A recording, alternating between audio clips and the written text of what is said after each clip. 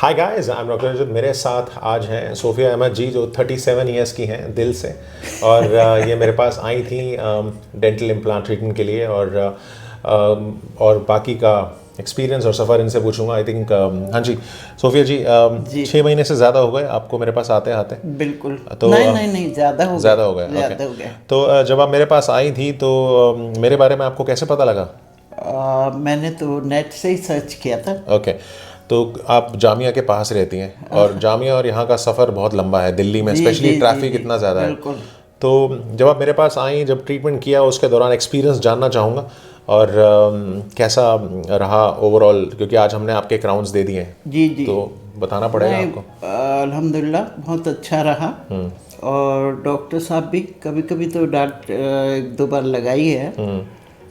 और मुझे repeated phone करने पर अपॉइंटमेंट लेकिन मिस करने पे मेंटेनेंस और फॉलोअप के लिए हमेशा हम वी आर वेरी पर्टिकुलर। और डांट लगाना हमारा फ़र्ज़ है। आई थिंक वो बड़ा ज़रूरी है। पेशेंट को भी थोड़ा सा बताना होता है।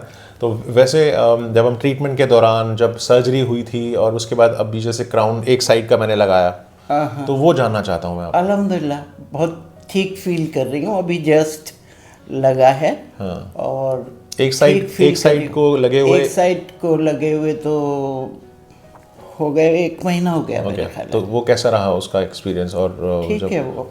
ठीक है वो ठीक है, मैंने दिखा भी दिया है डॉक्टर साहब को। दिखा दिया। हाँ। तो ट्रीटमेंट के दौरान जब ऑगमेंटेशन एक ऐसा प्रोसेस है जहाँ पे डेंटल इम्प्लांट, जब हमें हाइट बढ़ानी होती है, या नर्व नीचे के एरिया में अगर हाइट कम है, तो नर्व लैटराइजेशन एक ऐसी टेक्निक है जो हमने किया था। एक कॉम्प्लेक्स प्रोसीजर है जहाँ पे हमने फिर भी इम्प्लांट प्लेस किए, बिकॉज अगर 10 mm का आपको इम्प्लांट डालना है, अगर वहाँ पे सिर्फ 6 mm की बोन है, तो आपको फिर बाईपास करना पड़ता है और इम्प्लांट प्लेस करना पड़ता है। एक कॉम्प्लेक्स ट्रीटमेंट है, बट एक्सपर्टीज़ और ट्रेनिंग बड़ा ज़रूरी होता है ऐसे केसेस में।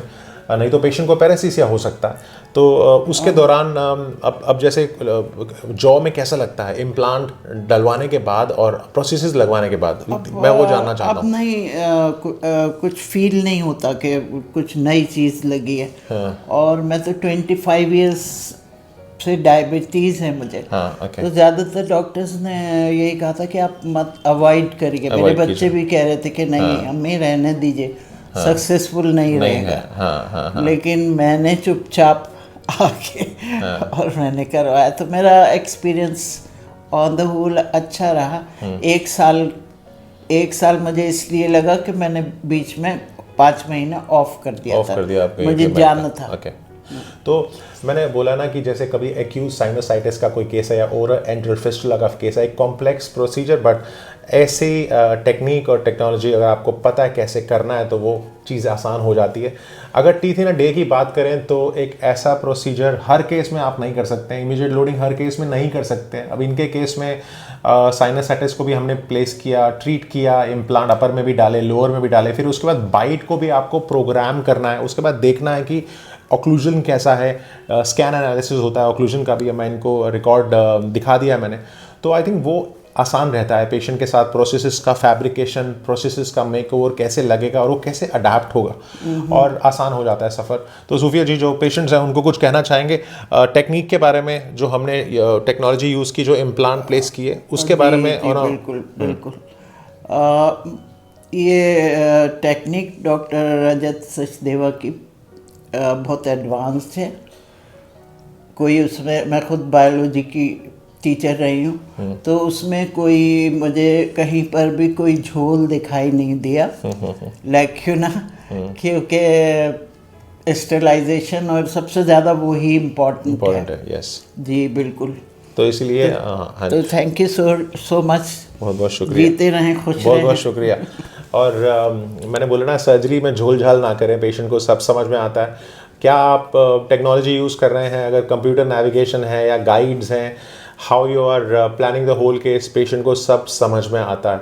तो ट्रू फीडबैक, दिल से फीडबैक। और मैंने बोला ना, मैं पेशेंट को डांटता भी ज़रूर हूँ अगर वो फॉलोअप अपॉइंटमेंट मिस करते हैं, अगर वो पोस्ट सर्जरी फीडबैक या पोस्ट सर्जरी के दौरान अगर कोई डिस्कम्फर्ट होता है, कई बार अपॉइंटमेंट मिस कर देते हैं। तो वो आई थिंक वो बड़ा ज़रूरी है। मेंटेनेंस फेस का ध्यान रखना, फॉलो अप का ध्यान रखना, और बाकी इनसे सफ़र बहुत शानदार रहा है। और मैंने आपके हाथों की बिरयानी भी एक बार आप लाए थे, मैंने खाई थी, बहुत बहुत मगर अच्छी। थोड़ा मुझे एक्सपेंसिव लगा है। हाँ, देखो एक्सपेंसिव इसलिए है बिकॉज ये जो सर्जरीज हैं ये इंडिया में कुछ 4-5 डॉक्टर्स ही करते हैं, और ऐसी टेक्निक है जो सॉफ्टवेयर पे डिपेंडेंट है। तो जब हम सॉफ्टवेयर पे डिपेंडेंट सर्जरीज करते हैं तो उसका जो कॉस्ट होता है ना वो नॉर्मल सर्जरी से थोड़ा एक्सपेंसिव रहता है, बिकॉज ये कैड कैम बेस्ड होता है। तो वो जो सॉफ्टवेयर का जो पूरा डॉक्यूमेंटेशन है, डाइकॉम फाइल्स प्रिंटिंग है, they are on the higher side. But then again ऐसा प्रोसेस जो इंडिया में कुछ ही लोग करते हैं तो उसका यू हैव टू पे अ प्राइस फॉर इट। ठीक है, तो ट्रू फीडबैक है, दिल से फीडबैक है, ज़रूरी देना ज़रूरी है। और ये फीडबैक चाहे वो पॉजिटिव हो, चाहे वो नेगेटिव हो, चाहे वो एक्सपेंसिव हो, हम हमेशा एक अच्छे नोट पे लेते हैं। तो आई थिंक पेशेंट्स वेलबींग बहुत इंपॉर्टेंट है। तो बहुत बहुत शुक्रिया आपका ये फीडबैक देने के लिए, बहुत बहुत शुक्रिया। Thank you very much, thanks, thank you.